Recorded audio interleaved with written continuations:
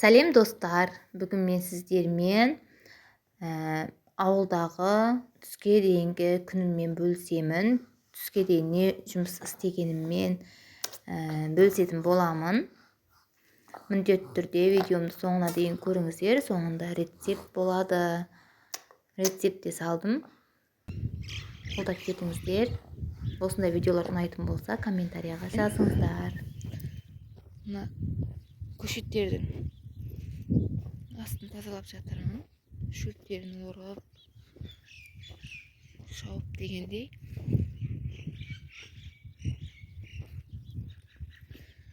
Қазір мен сағат 6-да тұрдым. Бүгін күн суық, кәдімгідей суық енді.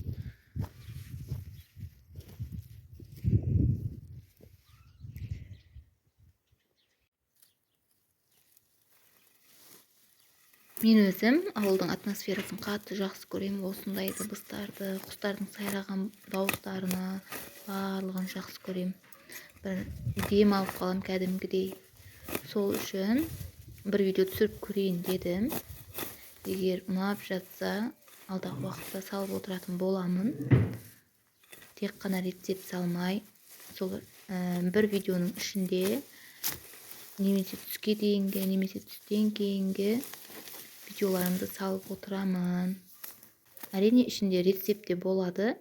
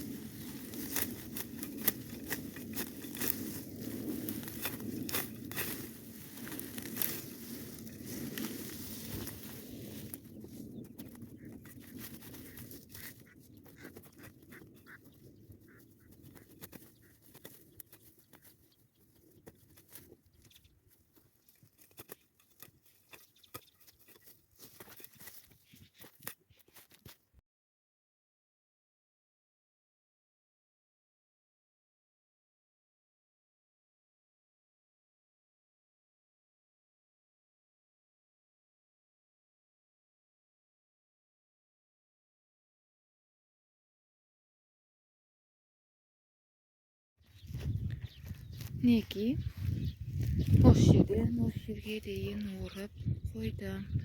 Енді астын шолып шығамын. Неки қазір мына шөптерді жылқыларға беретін боламыз.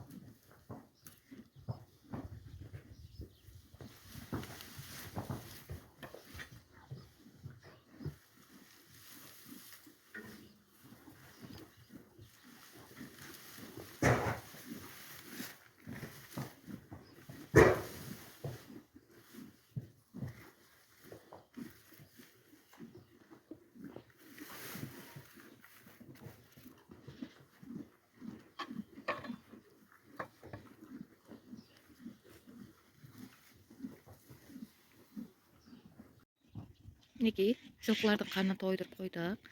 Таңғы асын беріп, негізі жолдасым қарап кеткен. Сонда да мен көшеттердің астын тазалау үшін орып әкеп салып қойдым. Тастауға көзім қимай. Рахаттанып жеп жатыр енді. Қазір балдарым ұйықтап жатыр. Сол себепті мына жерде шауып шығамын астын. Көшеттердің астын шауып тазалап шығамын. Кеше соңғы қоңырау болған. Содан шаршап ұйықтап жатыр. Бір бала мектепке барады. Неге қазір мына жерде шауып шығамын. Балдарым тұрғанша.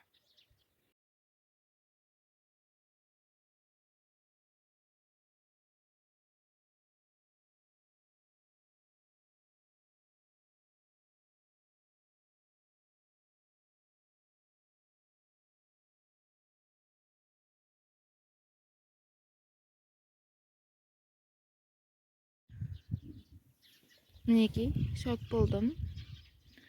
Енді мына шөптер өлгеннен кейін, аздап қурағаннан кейін астын тазалап алатын боламын. Енді балдарыма кіріп тұрған болса, тамақтарын берейін. Таңғы астарын.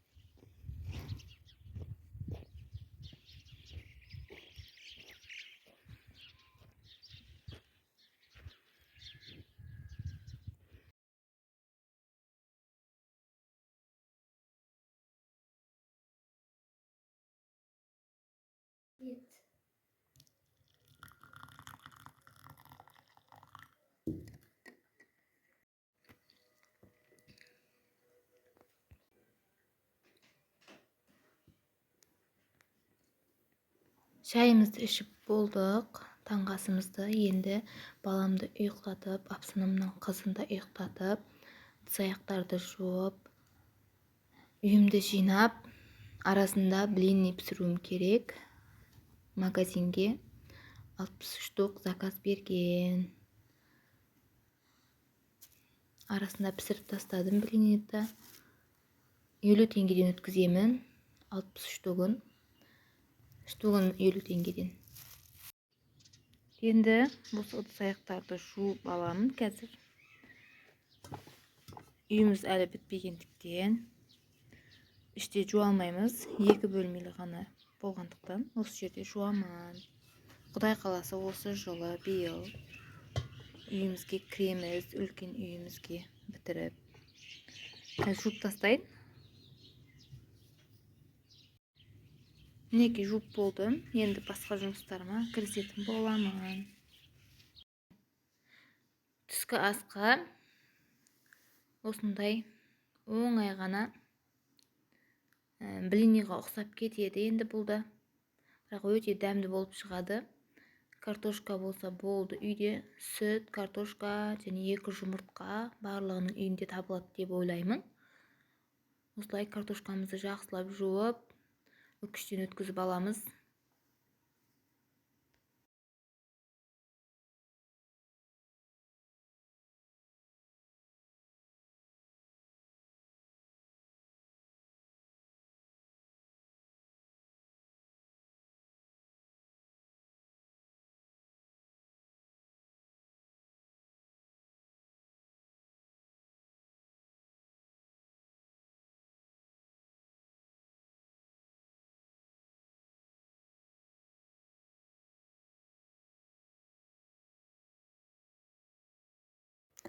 Картошкамызды үкіштен өткізіп болғаннан кейін осылай қолымызбен жақсылап суын сығып, екінші ыдысқа саламыз.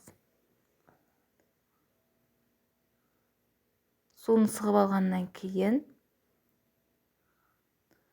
енді картошкамыздың үстіне сүт құйып, жақсылап араластыратын боламыз.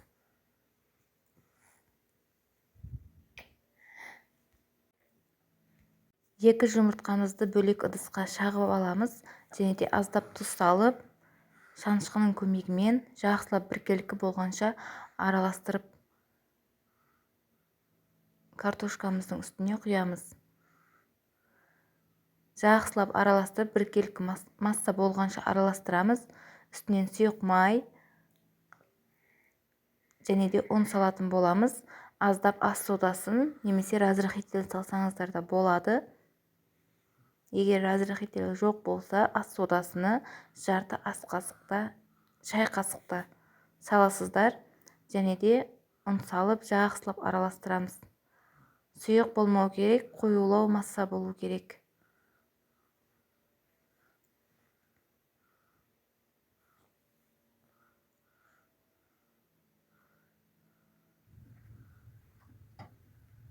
Неге осылай қоюлау болу керек? Егер сұйық болса, екінші бетін аударған кезімізде ажырап кете береді, бөлініп кетеді. Сол себепті ұнды көптеу саласыздар. Толық рецепті описание бөлімінде қалдыратын боламын. Сол жерден өтіп көрсеңіздер болады. Бұны түскі асқа немесе таңғы асқа жасап берсеңіздер өте дәмді, сметанамен жақсы үйлеседі. Сметана жоқ болса, айранмен жесеңіздер де болады. Мен осылай бір төртеуіне осылай пісірдім. Кейін укроп өзім қатты жақсы көретіндіктен үшеу-төртеуіне укроп қосып жібердім. Соңғы балдарым жақсы көрмейді. Сол себепті алдын укроп қоспай пісіріп алдым. Табамызды майламаймыз. Ішінде май қосқандықтан табамызға жабыспайды. Егер жабысып жатса, бірінші құймақты пісірер кезде аздап майлап жібереміз табамызды. Осылай пісіп шыққанда ыстық-ыстық күйінде жақсылап сармай сүртіп, немесе қолмай сүрсеңіздер де болады. Өзіміздің қолмайды сүрсеңіздер өте дәмді болып шығады. Міндетті түрде жасап көріңіздер. Неге укроп қосылғанды көрсетіп жатырмын. Рецептерім ұнаған болса, тіркеліп, лайк басып, комментария қалдырып кетіңіздер. Қандай видео түсірейін, соны да комментарияға жазып кетіңіздер. Көптен бері видео салмай кеттім. Осы видеома жақсылап қолдау білдірсеңіздер екен.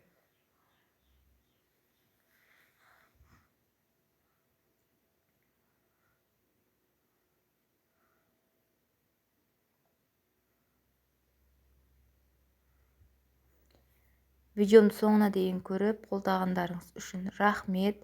Бүгінгі күнім түске дейін осылай өтті. Мінекей, өте дәмді болып шығады. Жасап көріңіздер. Енді соңғысы бұл.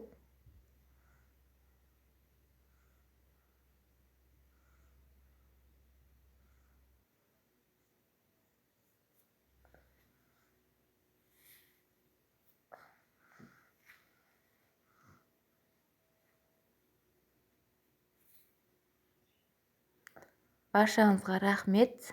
Міндетті түрде жасап көріңіздер. Келесі видеом шыққанша аман сау болыңыздар. Тіркеліп, лайк басып, комментария қалдыруды ұмытпаңыздар.